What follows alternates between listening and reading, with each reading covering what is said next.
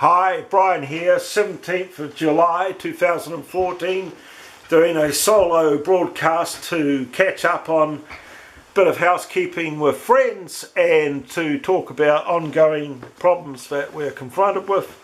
Just quickly do a small ad for my friend Randall Ellis. We've talked about his book before, but I'll just bring this to your attention again.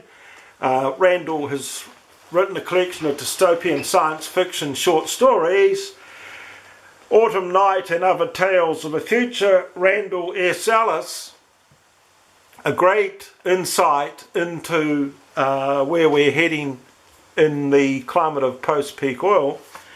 And a quick hello again to my two friends David Morgan and Justin Howells in the UK, who are on a shared Facebook page, Our Hidden Reality, and they are possibly looking to recruit more serious-minded people to discuss the issues of money and finance, economics and peak oil, post-peak oil. I'm sure Justin would approve of that term. Just looking at the Guardian Weekly, interesting stories in it. You can get this online as well, the Guardian Weekly online, but the latest edition, Europe takes on the digital giant, and that's Google, of course. Google's causing a bit of stress in the social network, interneting world, if you like. And a story there about the new caliph of the ISIS group. ISIS leader goes public, and a interesting background on that. We live in a pluralistic world, and pluralism is something that takes a bit of getting used to, particularly if you've had a sense of consensus and a kind of unity that the world is fast pushing away from, and kind of driving us towards more and more conflict, because of course pluralism is kind of a seedbed for conflict, but somehow we have to actually crack it. We've got to kind of contend and cope with the fact that we are going to be pluralistic, and that, but we somehow need some rules in order to have a peaceful coexistence, and that's looking a long way from our reach. So anyway, I think we're duty bound to talk peace anyway, to say that peace is the preferable option to what's happening at the moment.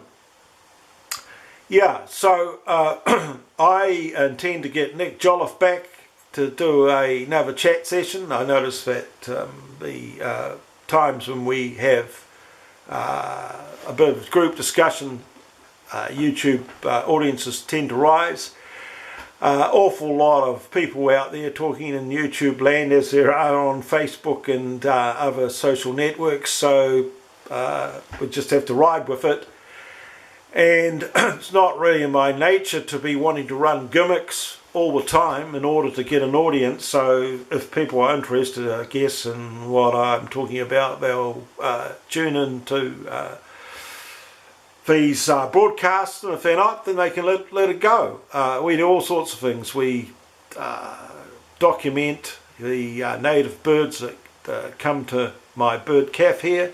We talk about philosophy and theology and politics, and we just do quirky little things, like we may be downtown and see a couple of Harley Davidsons who are sort of dinosaurs really, and we'll do a little video clip of that, put it up on YouTube, or talk about the last bicycle ride we did over up into the hinterland, the mountains, the hills that we have here in Wellington, New Zealand.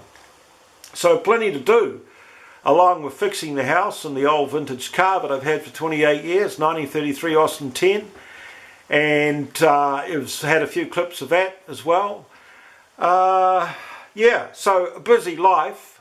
I've got out of the local political realm, if you like, at least in the meantime. Need to have a break to recharge my batteries and consider whether I really want to go into a different direction. I mean, it's taking a bit of time. Had actually basically almost a year out now, pretty close to a year out, and it's time to actually chart a new course, along with, of course, my interest in continuing to be a YouTuber and a Facebooker, and actually I did have a Twitter account. I still do it from time to time. Twitter's okay, I guess, if that's what you want to do, short sort of little messages to make a point in the unbelievable canyon of Babel that is taking place in the cyber world.